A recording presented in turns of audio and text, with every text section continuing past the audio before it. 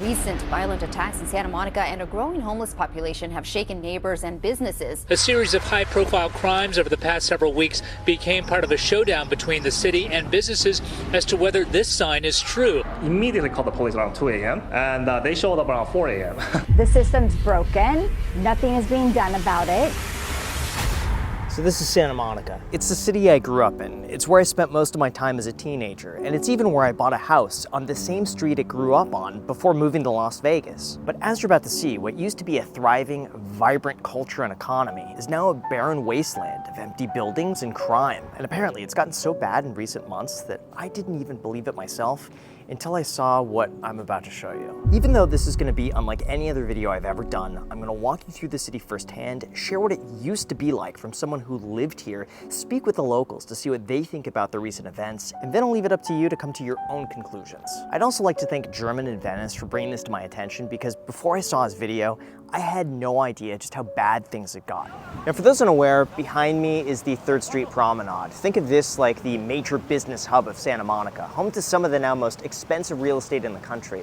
But it wasn't always like that. Surprisingly today, Santa Monica is safer than just 2% of US cities. It's ranked one of the top 10 most dangerous places in the United States, and your chances of being victim of a crime here are nearly 1 in 100. So this used to be Crepe Cafe. I remember this place would always be packed on the weekends. On weekdays, there'd always be people out front eating food. You can see now that they closed down. And then over here, right across the street, this building used to be my bank. This used to be HSBC, and they shut down when COVID happened. They turned down a lot of their offices, but this all used to be really popular lease space that also is vacant right now. So we're not even about 50 feet away from that, and we have 3 more vacancies here. This used to be a Hollister. We have another vacancy next door to it, and then another vacancy across the street. So it seems like a lot of these businesses have shut down. We also have another right here that I just missed that's for lease. What's kind of remarkable is that 40% of the 3rd Street Promenade right now is vacant. 40% of all of this space right now is completely empty, and they can't lease it. I also used to remember for the longest time there used to be street performers here, and now it's quite empty. Hold on.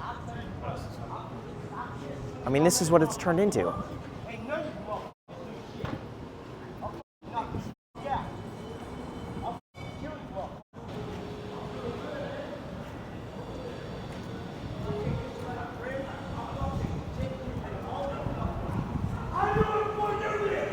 How has this been normalized?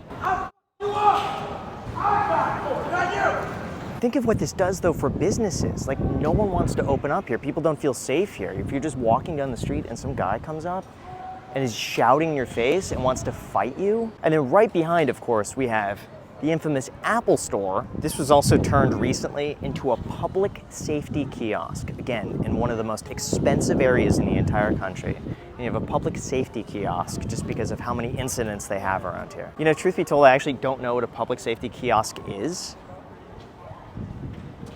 Should we ask? Hey. Hi. I'm curious. What is a public safety kiosk? I grew up here and I don't. This. It's just basically like a slow station, or if people have questions, or something happens. The owner says a similar smash and grab happened in February. Other stores along the promenade, like Lids, tell Eyewitness News they've been victims of the same crime, even though a Santa Monica Police Department public safety kiosk is right in front of the store. Now, I will say there's one store that has been here ever since I was a kid, in the 90s, was Puzzle Zoo. At one point, they occupied both stores, but they had to downsize, so now they're taking half. The other half is taken up by Lids, but that store has somehow survived for probably about almost 40 years now, even though across the street, you have 2 more vacancies here. I also got to say it's quite remarkable when you compare how it used to look like back in like 2018, because you could go back on Google Street View and see precisely what was here, how many people were here, and then you see the change. Oh, this is a fun one. So this is now for lease. Guess how much they're asking for this? It's 1,500 square feet. It's on the corner of Santa Monica Boulevard and 3rd Street, so it's like a kind of prime location. They're asking $30,000 a month. So just think about that. If you're a small business, you're probably spending $30,000 a month in rent, then another $30,000 a month in overhead cost. So just to break even every month, you need to bring in $60,000. I don't get how any company could survive here unless it's a loss leader, unless you just put your business here for the exposure and then you lose money on it. It doesn't make any sense. So we're about to cross the street. This entire building used to be The Gap. They rented out all 4 stories and they extended through the end of the street. This has been empty for a very, very, very long time. I believe they closed down during COVID and they decided it just wasn't worth it anymore to stay in business here.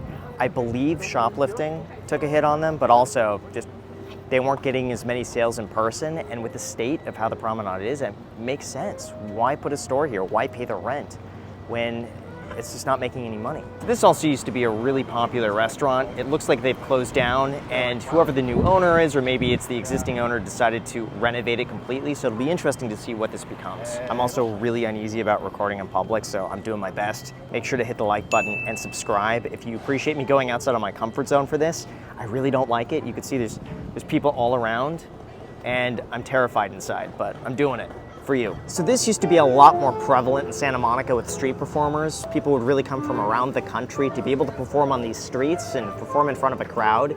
But now it's incredibly empty. Like, this is the first person that we've seen in a block and a half who's performing. It's pretty sad to see the state that Santa Monica's become. So what's really interesting is that we've spoken to a few business owners and people who work here, and not a single person wants to share their experience on camera, but they'll gladly talk off camera. And everyone is afraid of almost being public about how they feel about the situation because they're afraid of either retaliation or being canceled for having thoughts that aren't politically correct. But it seems, though, that a lot of people feel the exact same way about what's going on here. It's just they're too afraid to speak about it. So this used to be the food court. There used to be a McDonald's in here. There was a Chinese food that was really good. And then upstairs used to be a whole bunch of restaurants. And I think this closed in 2020 and it hasn't reopened since. Again, it's probably because the rent is so unbelievably high, but there is some good news in the fact that across the street it seems like Barnes & Noble is opening up. So perhaps a few of these businesses are beginning to move back to the area. So the last block of the promenade has always been the most difficult for businesses because people tend to gravitate towards that side. So this is somewhat neglected, and that's why it's hit especially hard because you have 3 vacancies in a row on this side. Across, you have another vacancy on this side, and then a few stores down, you have 1-2 more empty buildings on that side, which makes it really difficult because why would you want to move your business in here when there are just empty businesses next to you? It gets a lot less foot traffic. Yeah. Hey, hit the like and subscribe. There we go. Thank you. I've seen you before, bro. Have a great day. Thank you. Yeah, you too. Like and subscribe. Thank you. This guy's amazing. Thank you. So you're probably wondering, what happened? Well, it's really the perfect storm. The first reason is that people are shopping a lot more online, so there's less of a reason to have a storefront out here like this. The second reason is COVID. Businesses were forced to shut down. They weren't allowed to operate, and as a result, businesses lost a lot of money and had to close. So I think from all the closures here, this one resonates the most with me because I used to come here as a kid in the 90s, and this used to be a Barnes & Noble. Then, my understanding is that in 2018, they doubled the rent. Barnes & Noble said they couldn't possibly sell that many books to be able to pay the rent. They left. It was then taken over by WeWork. We know how that turned out. WeWork went out of business, and since then, this building has sat empty. Now, a big problem with a lot of the real estate that's here is that the building's value is really tied to the amount of rent they receive. So if a developer decides to lower the rent, all of a sudden, if they take a lower rent, their building is worth a lot less. And then when you have one building that's worth a lot less, that acts as a comp for other buildings next to it to also be worth a lot less. So in a sense, they're almost forced to keep their rents high just to maintain their value. And in terms of how much it costs, it's very expensive. Rents here on the promenade start about $5 to $6 a square foot. And they go as high as $20 a square foot. So that means sometimes for a 1,000 square foot storefront, you could pay anywhere from $7,000 to $20,000 a month. Or if you have 3,000 square feet, even at $6 a square foot, that's $18,000 a month just in rent alone that you have to make up for with street traffic that just isn't here anymore. So really outside of any high-end restaurants or national retailers, no one could really afford what's here. The other issue is that a lot of these buildings were built in a time where a business could take over the entire store.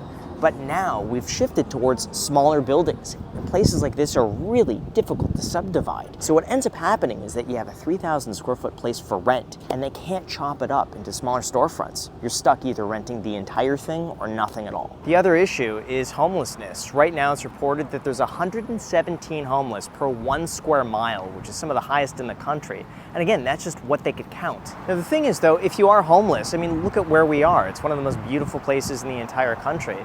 And that's one of the difficult parts, is because when I walk around here, it is so nice. The weather is perfect. The scenery is incredible. I mean, it's really one of a kind, and I see why people want to be here so badly and how beautiful it is. Even for me, having left, there are aspects of Santa Monica and Los Angeles that I really miss, just because it's so unbelievably gorgeous here. Now, in terms of solving the homelessness issue, California has spent so far about $24 billion since 2019. And this behind us is an example of exactly that. This used to be a parking structure that was torn down to build affordable housing for the homeless.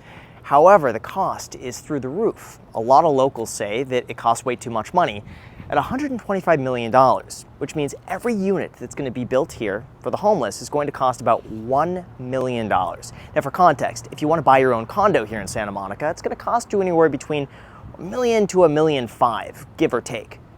Or you could live here if you're homeless. The other issue is crime. Petty theft under $950 is now considered a misdemeanor, and that's really impacted a lot of businesses. Prop 47 passed in 2014 and changed the way California handles certain crimes, making thefts of less than $950 chargeable as only misdemeanors. I done seen people look at the store owner and take it right in front of him and walk out. It has fueled a market of petty and repeat offenses with zero to low accountability. After that, we have the rail line, which extends all the way from downtown to Santa Monica. The concern that I've heard from some of the locals is that this rail line makes it very accessible for people to travel from Skid Row to Santa Monica, back to Skid Row, back to Santa Monica, who otherwise wouldn't be here. Brock tells us Ali tried to steal his hat 3 times and eventually got it, shoved him, and also tossed a liquid at the couple. Turned to walk away. He took a bottle of some sort of liquid, threw it on me. Brock says he and his girlfriend followed Ali while keeping 911 updated on his whereabouts.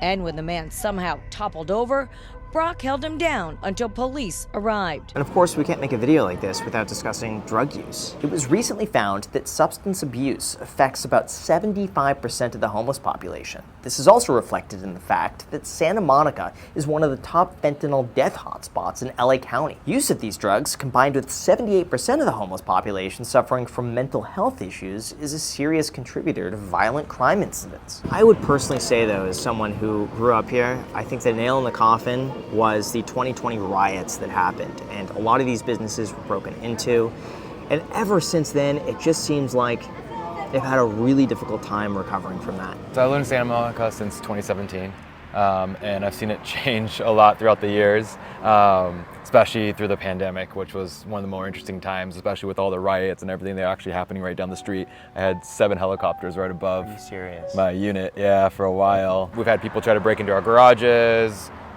We've had our garbage situations a mess. So I have a lock on our garbage outside just so it doesn't get crazy. And that was like something we had to do. We've had a break-in in our place. I have a buddy who lives a couple miles that way, still in Santa Monica, that has had a break-in. These are anecdotes again, but I don't think that anyone should have a rosy picture and should just pretend that this is the kind of neighborhood you can leave your door unlocked and then, not have to worry about anything happening. I hope we can figure it out, obviously. I've lived here my whole life. I've grown up here. I was born in '90. I mean, it used to be a lot easier going, a lot simpler.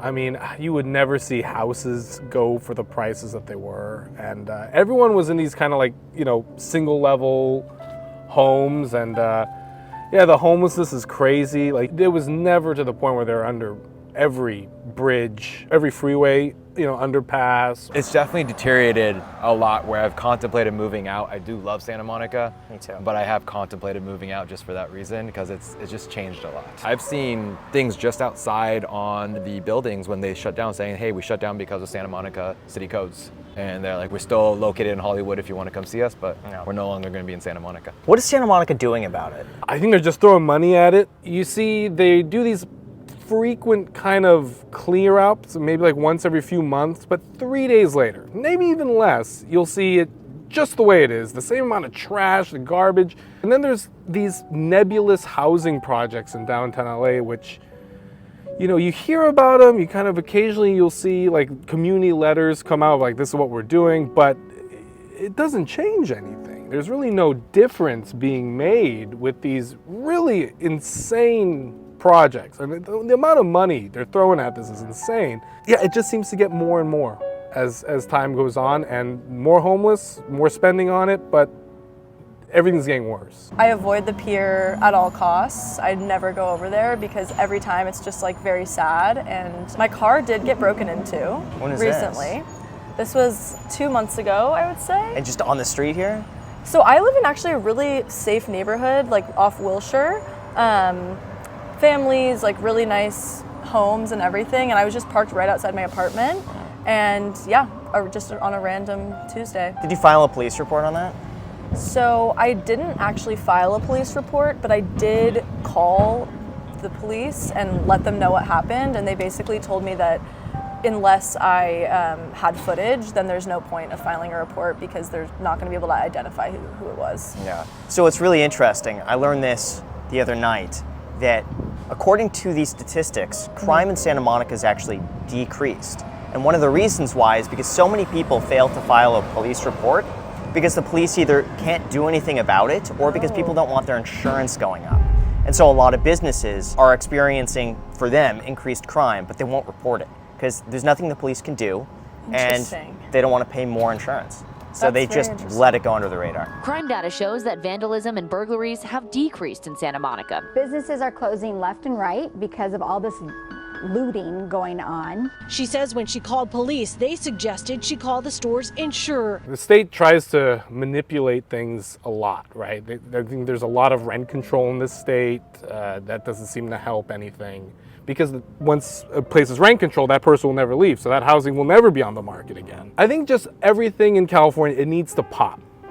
Just once, you know, it's just been going up. Every recession, we just keep going up. And it's starting to show. I mean, look, overall, every time I drive into Santa Monica, I love it, right? I drive in away, coming from West Hollywood or other parts of the city, and I love coming back to this little pocket. A lot of things you have to deal with is the unfortunate part about Santa Monica, and I would not wish that on someone who's like trying to have their first place here, because it's difficult, especially if you have kids. I think if I had kids, I would highly reconsider where I was living. The weather's really nice, right? I think ask anyone, that's what they're gonna say is like the main plus, is the weather's beautiful. I don't really feel like I'm in danger being myself, but I do worry if my daughter and my wife go out to like a park on their own, because there's been instances where just like, yeah, there's this wild homeless guy there, someone had to call the cops, it's a whole thing. You just don't want your kid to be exposed to that kind of stuff, and there really is no reason for them to be exposed to that. It's not acceptable. Here's my honest feeling. If you are someone who, you know, at night doesn't like to walk to their car alone, if you're someone that's maybe from like a small town that's really safe, where you feel comfortable going for a walk in the middle of the night, then you're gonna be in for a culture shock for sure moving here. Like there's definitely gonna be things you're not expecting. But if you really love Southern California and you want to experience like the, in my opinion, coolest part of LA, this is the place to be. But if you do get scared, and rightfully so, of your safety when walking around big cities, this is some of the worst that it's gonna get, so you might not wanna live here, you know? So let me know what you guys think of this down below in the comments section. I'll do my best to read as many of them as I can, and if you enjoy videos like this, just make sure to hit the like button, subscribe. Thank you so much, and until next time.